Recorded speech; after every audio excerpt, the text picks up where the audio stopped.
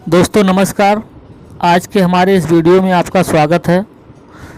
आज हम मनुष्य का भाग्य कब लिखा जाता है इस मुद्दे पर चर्चा करेंगे और आपको बताएंगे।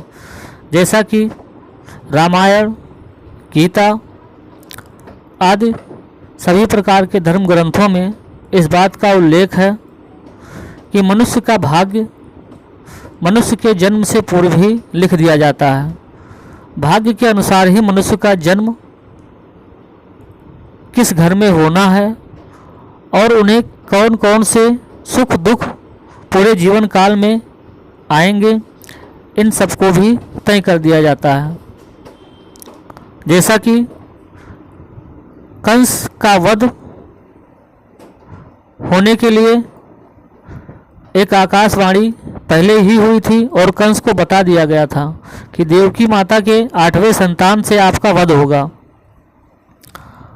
इस पर कंस ने सोचा था कि हम उस 8वें संतान को उत्पन्न ही नहीं होने देंगे। तो जैसा कि देवकी माता की जितने भी संतानें हुई हैं, 7 संतानों को उन्होंने मार दिया, लेकिन 8वीं संतान जो उनके मृत्यु का कारण था, जिनसे उनकी मृत्यु होनी थी, उनको कंस भी नहीं मार पाया, जबकि उसको पता था अपना भाग्य कि उसके हाथों ही मेरी मृत्यु होगी, लेकिन फिर भी वो विधि के विधान को नहीं बदल सका। दोस्तों, इसी तरह से एक प्रमाण के रूप में रामायण में भी अगर कैकेयी को मंथरा ने भड़काया ना होता तो श्री रामचंद्र और सीता जी और लक्ष्मण का वनवास ना हुआ होता, और अगर ये लोग वनवास नहीं गए होते तो रावण का वध नहीं होता। तो इसलिए पहले ही विधि विधान में लिख दिया गया था। इसीलिए ही श्री रामचंद्र जी का राजा दशरथ के यहाँ जन्म हुआ था। तो ये सब कार्य करवाने के लिए ही विधि विधान ने, कुदरत ने इनका जन्म पृथ्वी पर हुआ और मंथरा ने कैकेयी को भड़काया और इस तरह से इनको वन जाना हुआ। और वन गए तो वहाँ पे राम और रावण के बीच विवाद शूर्पणखा के माध्यम से होना था।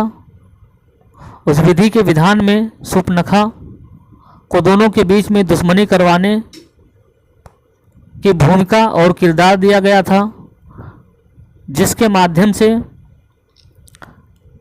रावण का वध हुआ। तो इस तरह से विधि के विधान में जो कुछ भी लिखा है वो होकर ही रहेगा। एक बार श्री राम ने अपने गुरु से पूछा था, जब उनके पिताजी का देहांत हो गया, कि ये सब क्यों होता है और सब अगर विधि का विधान ही है तो मनुष्य के हाथ में क्या है। तो उनके गुरु ने श्री राम को बताया था कि इस संसार में जो कुछ भी होता है वो विधि के विधान के अनुसार ही होता है, जिसको बदला नहीं जा सकता है। मनुष्य के हाथ में केवल उसका कर्म है, केवल वो कर्म कर सकता है,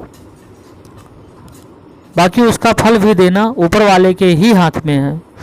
तो इस तरह से श्री राम के गुरु ने श्री राम को ये शिक्षा दी कि मनुष्य के हाथ में केवल उसका कर्म ही है, वो कर्म कर सकता है,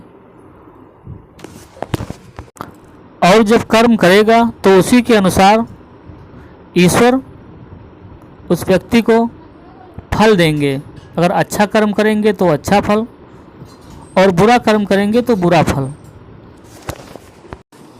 इसी तरह से महाभारत में पांडव पुत्र अर्जुन के हाथों से कर्ण का वध लिखा था। वो विधि का विधान था, क्योंकि श्री कृष्ण ने कर्ण को बहुत समझाया, लेकिन वो दुर्योधन का साथ और मित्रता कभी नहीं छोड़ा। भगवान ने उनको समझाया, कई विकल्प दिए कि उन विकल्पों को पकड़कर उन बातों को मान जाए और फिर से सही मार्ग पर लौट आए, लेकिन कर्ण ने ऐसा नहीं किया। इस तरह से अर्जुन के हाथों कर्ण की मृत्यु हुई। तो ये भी पहले ही विधि का विधान था। दोस्तों, इस तरह से हमारे आपके जीवन में जो कुछ भी होता है वो पहले से ही लिखा हुआ है। हमारा भाग्य, हमारे भाग्य के अनुसार जो भी हमारे भाग्य में लिखा है वही हमको मिल रहा है, और अपने हम भाग्य के अनुसार ही हमारा उस परिवार में जन्म हुआ है। क्योंकि हर कोई ये चाहता है कि हमारा जन्म अमीर घर में ही हो, लेकिन क्यों ऐसा होता है कि किसी का एक गरीब परिवार में जन्म होता है तो किसी का अमीर घर में जन्म होता है? इसका क्या कारण है?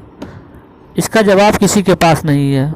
इसका जवाब केवल भाग्य के पास है, क्योंकि भाग्य के अनुसार ही सबका जन्म होता है।